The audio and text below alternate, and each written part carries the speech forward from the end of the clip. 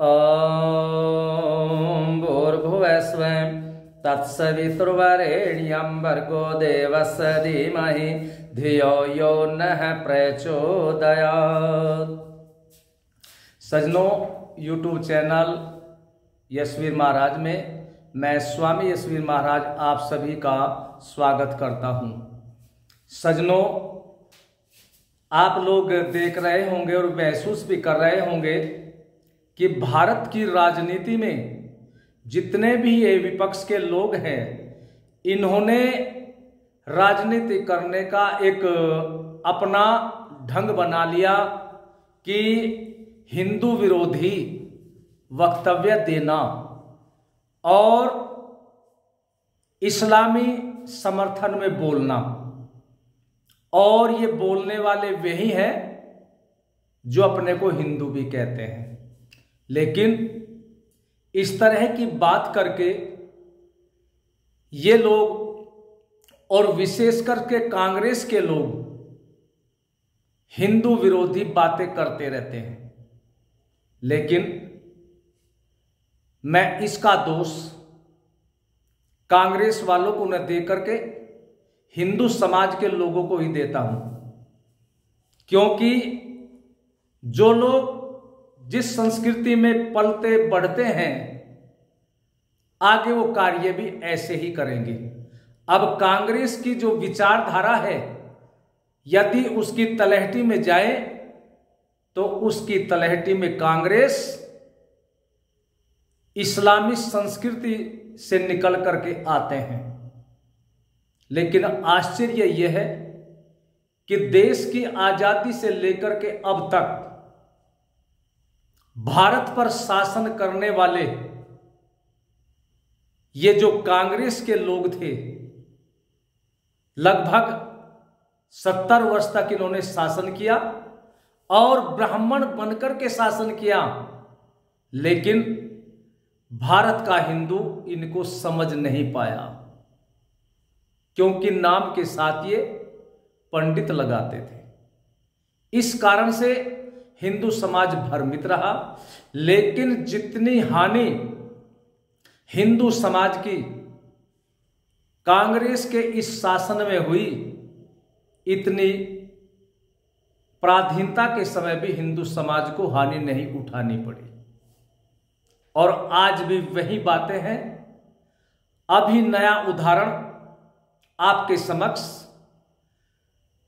कर्नाटक जो हनुमान जी की जन्मस्थली कही जाती है, वहां घोषणा पत्र पढ़ा गया और हनुमान जी के नाम पर जो बजरंग दल है, उसकी तुलना मुस्लिम आतंकवादी संगठन PFI से की और ये कहा कि यदि कांग्रेस की सरकार आती है तो बजरंग दल पर प्रतिबंध लगेगा और बजरंग दल के लोगों को जेल में डाल दिया जाएगा।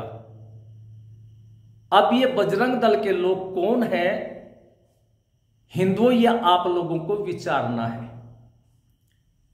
PFI हिंदू विरोधी, हिंदुओं का कत्ल करने वाले, हिंदुओं की बहु बेटियों को उठाकर ले जाने वाले, भारत विरोधी, सनातन धर्म विरोधी। लेकिन बजरंग दल सनातन धर्म का रक्षक, भारत भूमि का रक्षक, भारतीय संस्कृति का रक्षक, ऋषियों की मर्यादाओं के अनुसार चलने वाला संगठन, मां बहनों के सम्मान को बचाने वाला संगठन, उसकी तुलना PFI से की। और तुलना नहीं की, ये समझिए कि जो PFI पर प्रतिबंध लगा है, उन लोगों को खुश करने के लिए और PFI का बदला लेने के लिए बजरंग दल पर प्रतिबंध लगाने की बात कही है। बस हिंदुओं, ये बात सुनकर के आप लोगों के रक्त में कितना परिवर्तन आया, ये आप लोगों को देखना है। और इनको किन शब्दों से आपको संबोधित करना है ये भी आपको देखना है, और आज से नहीं अभी से ही संबोधित करना इनको प्रारंभ कर दें, क्योंकि जब तक आप लोग मैदान में नहीं आएंगे, तुलसीदास जी के शब्दों में भय बिन होय न प्रीति, इनको डर नहीं होगा। क्योंकि आप लोगों ने देखा ये जहां जो भी चाहे जब चाहे और जो चाहे बकवास कर दे, इनकी बकवास पर ताला नहीं लगता हिंदुओं के द्वारा, इसीलिए ये खुले हुए हैं और खुले हुए होकर के खुलकर ही हिंदू विरोधी बातें करते हैं। तो इनको खुलकर नहीं रखना है, इन पर ताला लगाना है और आप लोगों को मैदान में आना पड़ेगा। तो सज्जनों,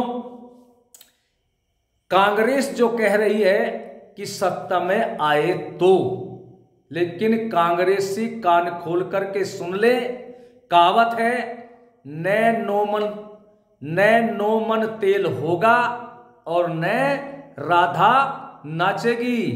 न तुम सत्ता में आओगे और न बजरंग दल पर प्रतिबंध लगाने का तुम साहस कर पाओगे। तो इसलिए हिंदुओं, आओ और अपने कर्तव्य को पहचानो और डट करके आप मुकाबला करें और पूरे ही दमखम के साथ अपनी मुट्ठी बंद करके कहे जयकारा वीर बजरंगे, हर हर महादेव, जयकारा वीर बजरंगे, हर हर महादेव, जय श्री राम, जय श्री राम।